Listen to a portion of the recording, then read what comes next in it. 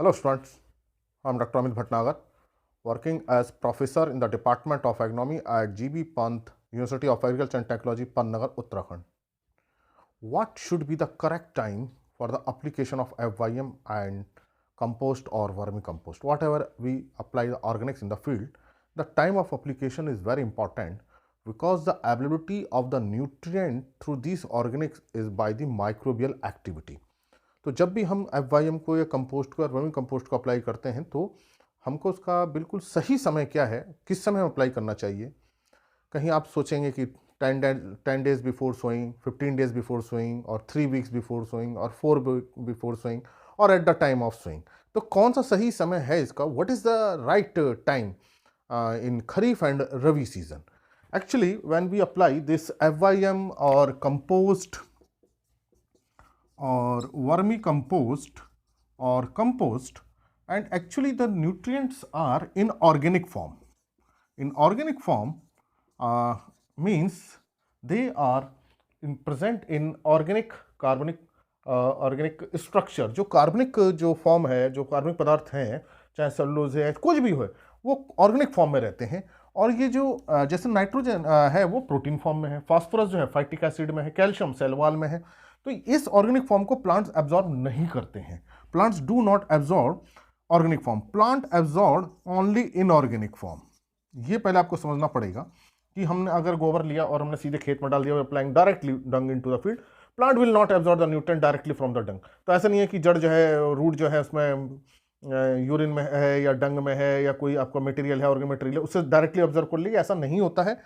First जो भी nutrient है वो कार्बनिक जो कार्बन चेन होती है उसमें रहते हैं, चाहे लिपिड्स हों, चाहे प्रोटीन्स हों, चाहे शुगर्स हों, कोई भी हों। तो इनऑर्गेनिक फॉर्म जो होती है इसमें कन्वर्ट होते हैं, और ये कन्वर्जन जो होता है वो माइक्रोब्स के द्वारा होता है। This conversion, organic form converted into inorganic form by microbes, bacteria, fungus, many microbes are involved, mainly bacteria are involved. Then nitrogen, which is present here, protein form में है, now converted into ammonium ion and nitrate ion, and these ion are absorbed. And then phosphorus, which is present as phytic acid, for example in organic form phytic acid, now converted into primary orthophosphate ion or secondary orthophosphate ion. And calcium, which is present in cell wall, organic form जैसे cell wall में है, then cell wall is disintegrated and calcium is released. Now these ions are absorbed by the plant. So these are absorbed by plant. तो ये आपको पता होना चाहिए कि प्लांट केवल इन्हीं को एब्जॉर्ब करते हैं, एब्जॉर्ब बाय प्लांट्स। तो ये आपको कंफ्यूजन नहीं होना चाहिए, and not absorb by the plant. अब ये जो कन्वर्जन होता है, ये कन्वर्जन कौन करता है? माइक्रोब्स करते हैं, बैक्टीरिया है, फंगस हैं। तो मेनली बैक्टीरिया यहाँ इन्वॉल्व रहती हैं, बहुत सारी फंगस हैं या एक्ट्रोमाइसिटीज हैं। So that's why when we apply directly FYM और compost into the field, nutrients are not available to the plant. However microbes act on this FYM, farm yard manure जो हमने डाला, जो कंपोस्ट डाली, उस पर माइक्रोब्स एक्ट करते हैं, उस पर रिएक्शन करते हैं, डिकम्पोज करते हैं, लेकिन न्यूट्रिएंट क्विकली रिलीज नहीं होते हैं। That's why we keep this FYM and compost for decomposition.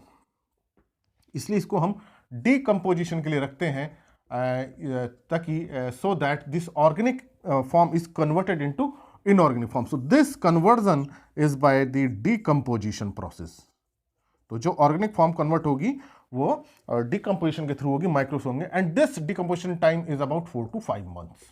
तो जनरली जो बहुत अच्छा जो हमको न्यूट्रिएंट मिलेगा वो तब मिलेगा जब उसका डिकम्पोजिशन कितना टाइम में होगा, 4 to 5 month में। इसलिए हमको जो भी FYM है या जो भी कंपोस्ट हमने बनाई है, चाहे फार्म की है, चाहे सिटी कंपोस्ट है, चाहे लीटर है, बेड मटेरियल है, यूरिन डाउन, जो भी हमने कलेक्ट किया है उसको हम पिट में प्रॉपरली डिकम्पोज होने देना चाहिए। 4 to 5 month के करीब लेता है, और तब हमें then we can say now it is ready for application. अब इसको हमें अप्लाई कब करना चाहिए, ये एक बहुत इंपॉर्टेंट बात है कि अगर हमारे पास FYM डिकम्पोज्ड है तो हम उसको कब अप्लाई करें। तो देखिए, मैंने आपको बताया जो न्यूट्रिएंट हैं ये release by the microbes. So microbial action is must, and microbes work when there is a optimum temperature and moisture in the field.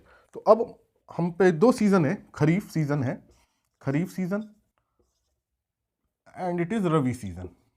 तो हम अपनी कंट्री में 2 सीज़न लेते हैं। ये हमारा जून में सोइंग होती है, in June, and this is October and November. तो हम खरीफ, चाहे हम राइस वीट ले रहे हों, चाहे हम मेज मस्टर्ड ले रहे हों, कोई भी हम क्रॉपिंग सिस्टम ले सकते हैं।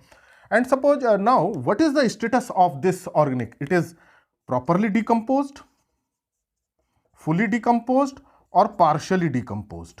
कभी कभी क्या होता है कि अगर कंपोस्ट को हमने 2 या 3 मंथ ही रखा है, मान लीजिए इसको हमने 2-3 मंथ ही हमारा वो हुई है, ये फुली डिकम्पोज्ड है, प्रॉपरली तैयार है। फुली डिकम्पोज्ड वाईएम जो कंपोस्ट होगा वो बहुत भुरभुरी होगी, बहुत हल्की होगी, बहुत अच्छी से स्मेल आ रही होगी, हाथों पे चिपकेगी नहीं, भुरभुरी रहेगी, हल्की होगी। जो पार्शली डिकम्पोज्ड होगी वो उसमें गीली सी होगी।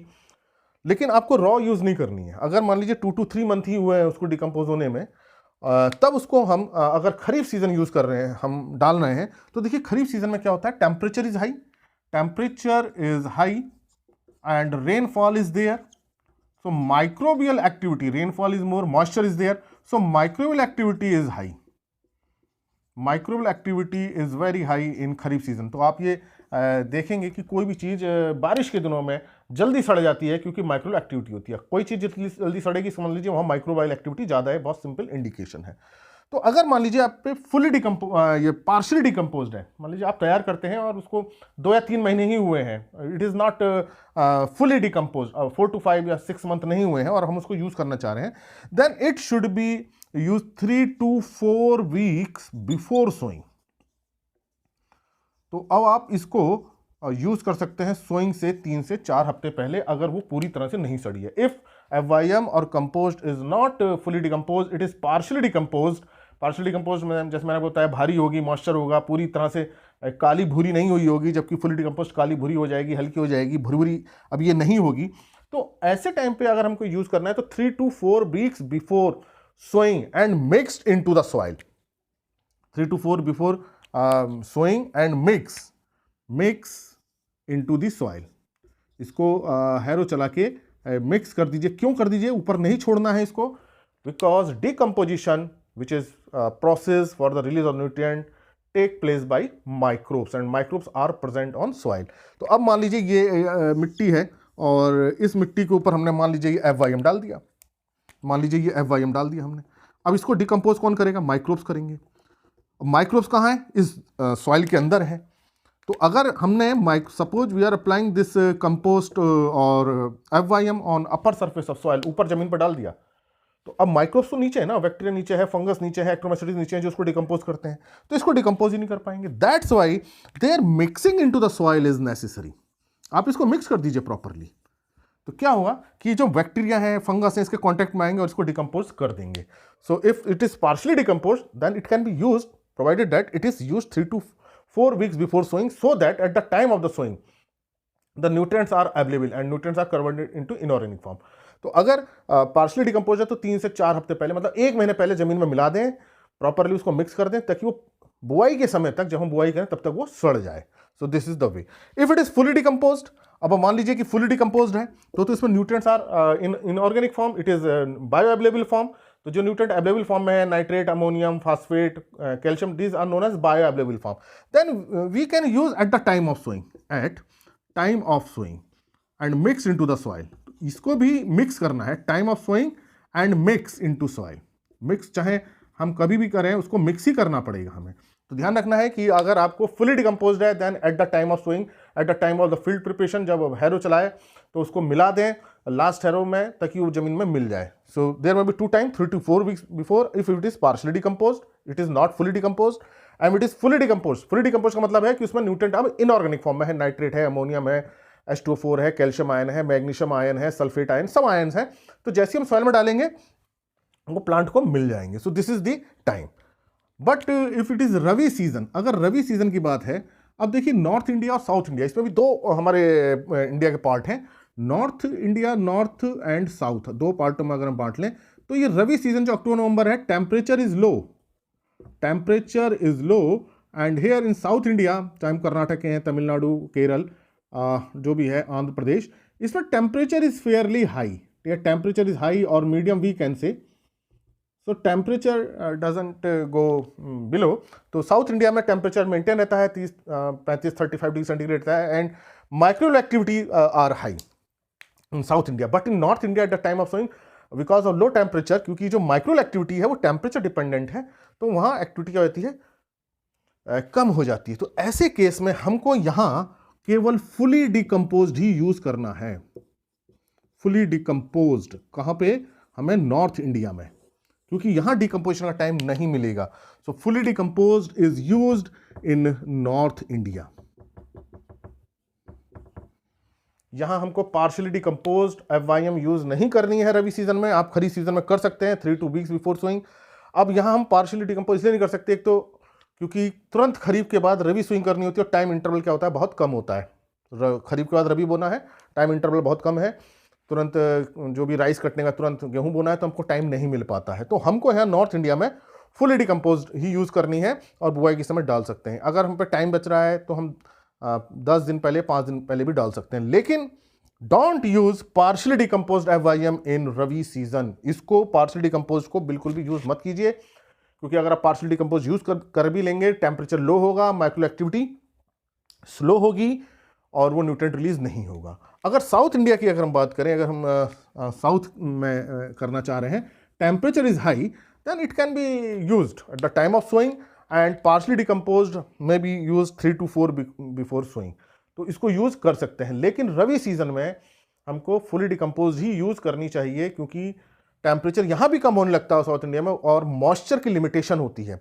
अब क्या होगा, साउथ इंडिया में भले ही टेम्परेचर हाई है, लेकिन उस समय रेनफॉल नहीं है, मॉइस्चर नहीं है, एंड माइक्रो एक्टिविटी के लिए temperature and rainfall moisture both are required. And south India temperature is favourable for micro activity but moisture is low, so that's why microwave activity is low. तो ऐसे case में भी हमको south India में भी हमें फुली डिकम्पोज्ड ही use करना चाहिए। अब आपको समझ में आ गया होगा क्यों हम नॉर्थ और साउथ इंडिया में रवि सीजन में फुली डिकम्पोज्ड ही यूज करें।